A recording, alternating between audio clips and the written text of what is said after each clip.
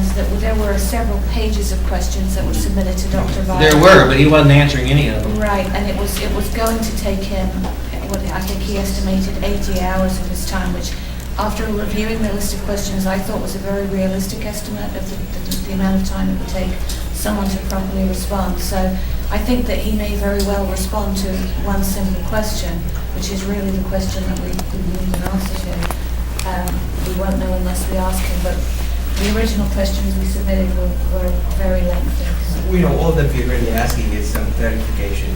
He may have already made some points in his report that maybe he's eluding us and verify and tell us exactly what his standard was in Texas in late 1991 and early 1992. Okay. So in that investigation, will they actually seek arson investigation manuals that were in effect in the state of Texas in 1991? Well, that's certainly one source. I would hope, surely there must have been arson investigation manuals for the state of Texas and perhaps even in the county where Corsicana resides. So if you had that, then you have a true on the ground standard of practice that they would use in this investigation. That would be something direct, so this would allow us to make a much better decision, informed decision.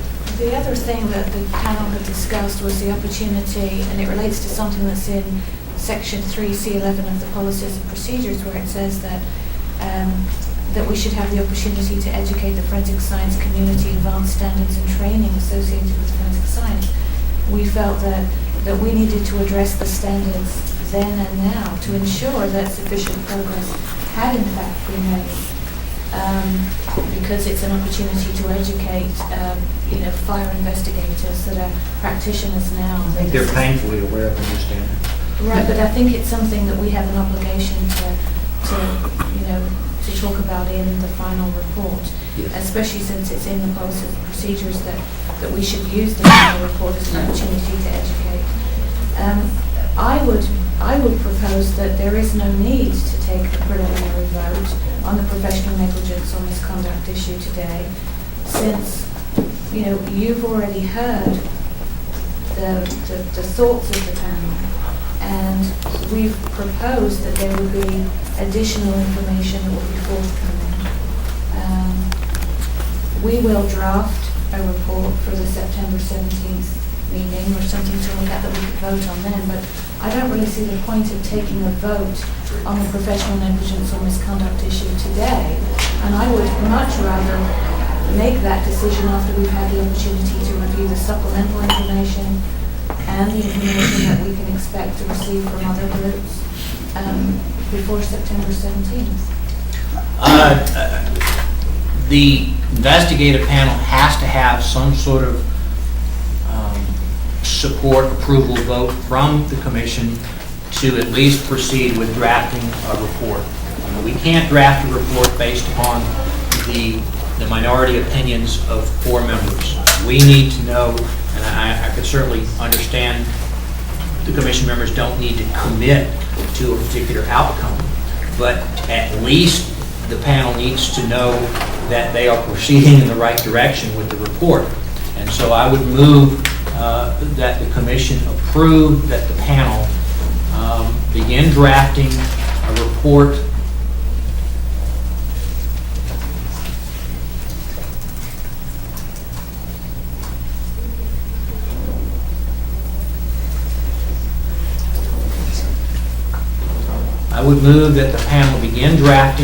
a report that focuses upon the potential conclusion there is insufficient evidence to establish negligence or misconduct.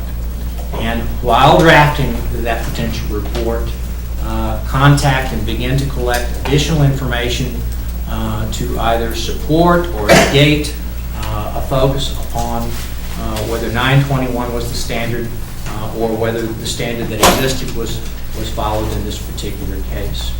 And then come back on a future date and report that information for a final approval or disapproval by the commission. Is there a second?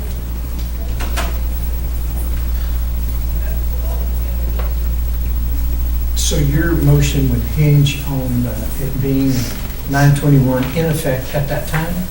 Is that what I'm hearing you say? Okay. Clarence, you want to clarify? What You I'm said hearing, something about 921 there. That what I'm hearing you concerns say, and y'all correct me, is that it is both 921, investigate 921, and also what would have been currently taught to professional fire investigators at the time, the standard in Texas. Yeah, there's probably little disagreement on the commission that 921 was not the standard at the time, but we can continue to collect information on that. But nonetheless, we still have to also answer the question, was he following the standard in existence at that time? Now, that's a more difficult question to answer because nobody kept very good records of that, and we'll do the best we can, which is why I suspect the conclusion will be there is insufficient evidence. I mean, insufficient evidence means that we don't have enough information to come to a firm conclusion. The other alternative that could be the recommendation is a firm conclusion that there was not negligence or misconduct. I'm not suggesting that one. I'm just suggesting that there is insufficient evidence to come to that conclusion, which is a slightly different way to look at it. Let me make sure I understand from a legal standpoint, what I think the motion is that the commission is not making a decision one way or another on this case today.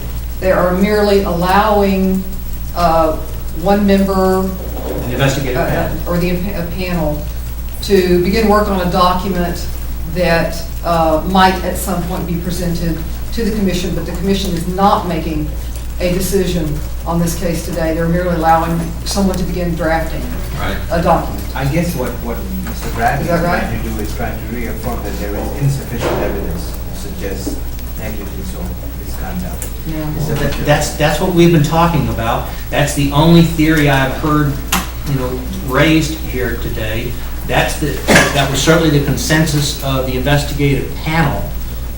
If you're not comfortable, having a vote on it today, I don't have any concerns one way or the other about that. The day will come when everybody has to make a decision, and we're trying to pick that day. I would just feel more comfortable if we had all the information in front of us before we really took a vote.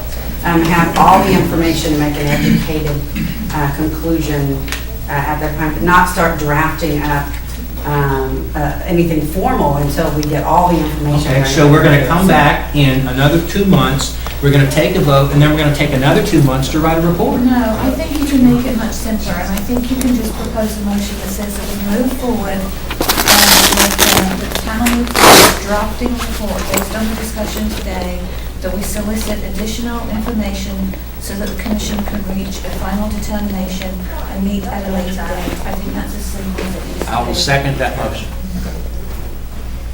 Any further discussion? Yes. Reading back through that testimony as a non-legal expert, but in listening to the testimony as I read through there, your findings, the committee's findings, was you did not detect any willful misinterpretation or twisting the interpretation of the data for one way or another in that trial setting. I have sort of a sense that part of it was lack of knowledge of the science and the basis for arson investigation. That's part of it. But since they had data that may not have been appropriate, did they interpret beyond the data that they had at hand in the testimony that they gave during the trial? And this comes back to the questions that we've been discussing before on how far do we go in forensic science, and does the interpretation is that included as a part of the forensic analysis? And I know this is a naughty question, but as I read that testimony, I wasn't sure that the expert could make come to those kind of conclusions before the jury. And Okay. I was And uncomfortable with that. And I think you're right. I think that you hit the nail right on the head, that that's professional ignorance, not professional negligence or misconduct. Well, that's what I'm asking, if the panel didn't find. It's any intent. scientific ignorance. Scientific ignorance. But then, what is the responsibility of the defense attorney? Doesn't he have experts to counter that during a criminal trial? And I think there is a lot of responsibility to be shared in this case. I mean, if